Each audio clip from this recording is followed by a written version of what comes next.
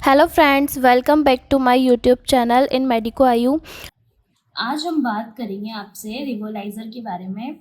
ये सिप्ला कंपनी का रिवोलाइज़र मैंने यूज़ किया है। मैं इसको यूज़ करती हूँ बिकॉज़ मेरे अस्थमा की प्रॉब्लम है। तो डॉक्टर ने मुझे सजेस्ट किया था सिप्ला का रिवोलाइज़र। पहले मेरे पास दूसरा था, उसकी वीडियो भी मैं आपसे जल्दी शेयर करूँगी। तो सबसे पहले इसके बारे में हम जानते हैं।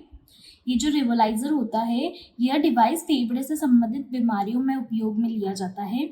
एंड इस पाउडर में कैप्सूल नामक मतलब कैप्सूल होता है जिसके अंदर दवाई होती है, तो उसे यूज़ करते हैं इसके अंदर। एंड ये सूखी दवा पाउडर को शमन करने के लिए उपयोगी है। रिवोलाइज़र फेफड़े से संबंधित दवा वितरण के लिए एक लागत प्रभावी, उपयोग में आसान और पर्यावरण के अनुकूल माना जाता है। रिवोलाइज़र फेफड़ों में दवा की एक सटीक खुराक को देने में और अस्थमा से निजात के नियंत्रण व उपचार में भी मदद करता है। इसकी जो इसके जो उपयोग होते हैं उसके बारे में अगर हम बात करें तो यहाँ पर जैसे कि मैंने आपको बताया, यह फेफड़ों से संबंधित बीमारियों को सही करने में यूज़ में लिया जाता है। मुझे अस्थमा है तो मैं उस कंडीशन में जब मुझे खांसी आती है तो सुबह शाम मैं इस नेबुलाइज़र को यूज़ में लेती हूँ। अगर हम इसके साइड इफ़ेक्ट के बारे में बात करते हैं, इसके साइड इफ़ेक्ट तो देखे नहीं जाते हैं, लेकिन आप सब पूछते हैं कि नेबुलाइज़र का उपयोग कैसे किया जाता है। तो नेबुलाइज़र को खोलने के लिए जैसे कि हम आपको पहले इसको खोल कर बताते हैं।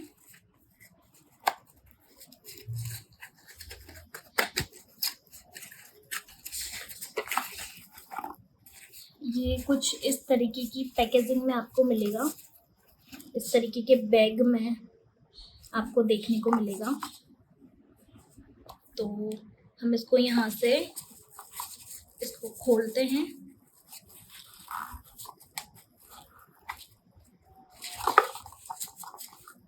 इस तरीके से आपको इसको खोल लेना है।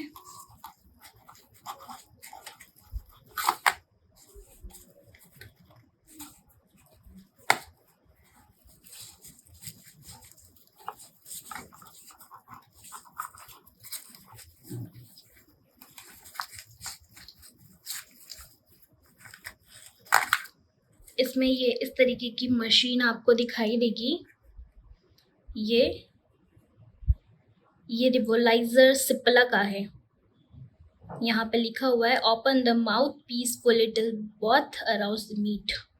तो इसका यूज़ किस तरीके से करते हैं, तो रिवोलाइज़र को खोलने के लिए रिवोलाइज़र के आधार को एक हाथ से पकड़े और माउथ पीस को तब तक पीछे की ओर खींचे जब तक तीर मिल न जाए। यानी कि ये तीर है इसको आपको खोलना कैसे है, इसको आपको इस तरीके से ये यहाँ से इस तरीके से खींचना है तो ये खुल जाएगा। यानी कि इसकी तीर ये आपस में मिल गए। तो इसको खोलने के लिए इसके आधार को एक हाथ से पकड़ना है और माउथ पीस को तब तक पीछे की ओर खींचना है जब तक कि इसके तीर मिल ना जाए। ओके। और इसकी रोटा के बोतल से दवा कैप्सूल निकालें। यानी कि इसका जो इसके कैप्सूल्स आते हैं, ये यहाँ पर है, दिख रहे हैं आपको। ये इस तरीके के कैप्सूल आते हैं। मैं आपको एक बार शो कर देती हूँ। ये वैसे तो मैंने आधे ख़त्म कर दिए इसके। इस तरीके के कैप्सूल्स आपको दिखाई देंगे। ठीक है, तो आपको ये एक कैप्सूल लेना है। ठीक है, और आपको ये यहाँ पर ये जो इसका वाइट वाला जो हिस्सा है इसको आपको नीचे की तरफ डालना है। ये जो हिस्सा है ये नीचे की ओर रहेगा इस तरीके से।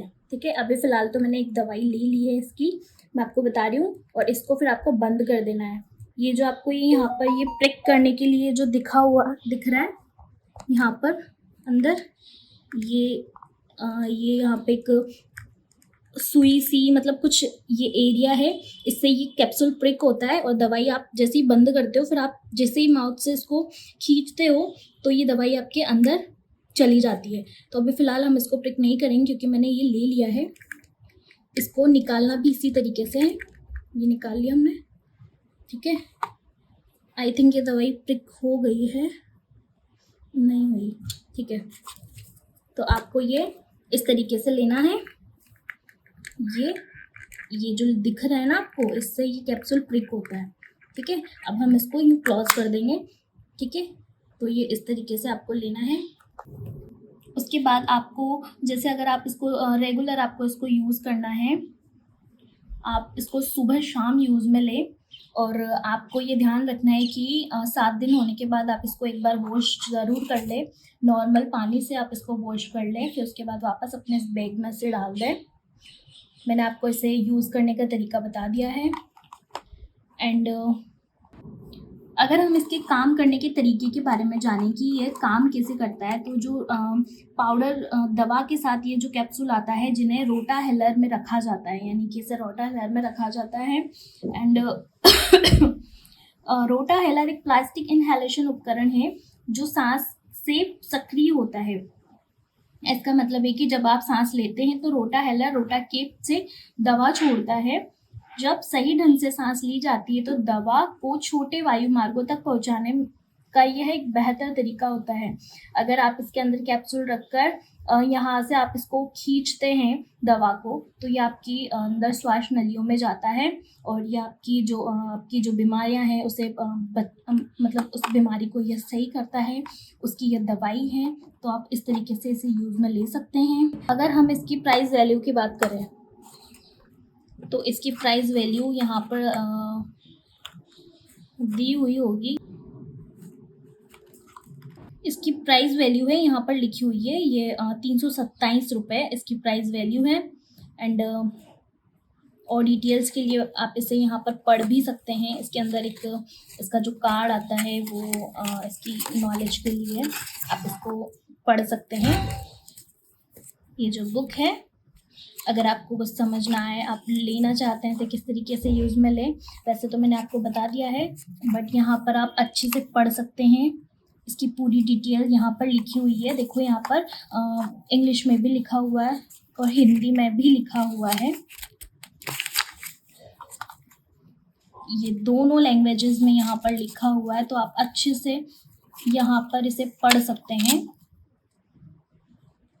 बहुत अच्छे से यहाँ पर समझाया हुआ है, बहुत ही अच्छे तरीके से, तो आप यहाँ से इसे पढ़ सकते हैं। ये विद फोटोज़ के साथ यहाँ पर इसे समझाया हुआ है। सही तरीके से इसे उपयोग कैसे करना है, इसे वॉश कैसे करना है, पूरी डिटेल से यहाँ पर समझाया हुआ है। और यहाँ पर आपके सावधानी लिखी हुई है कि रिवोलाइज़र के माउथ पीस में किसी भी तरह का कपड़ा या वस्तु न डालें, इससे रिवोलाइज़र को नुकसान पहुँच सकता है। तो ये चेतावनी या सावधानी आप ज़रूर रखें। ओके, तो ये इसकी डिब्बियाँ हैं जो कि मुझे 2 मिली थी, जिसमें इसके कैप्सूल्स आते हैं।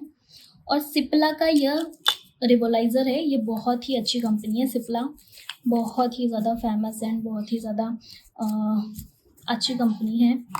तो सिप्ला का ब्रांड है ये, ठीक है।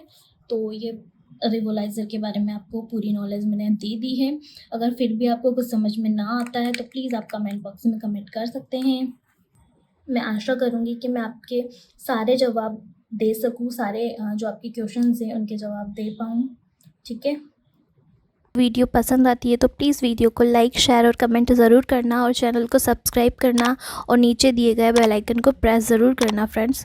Thank you.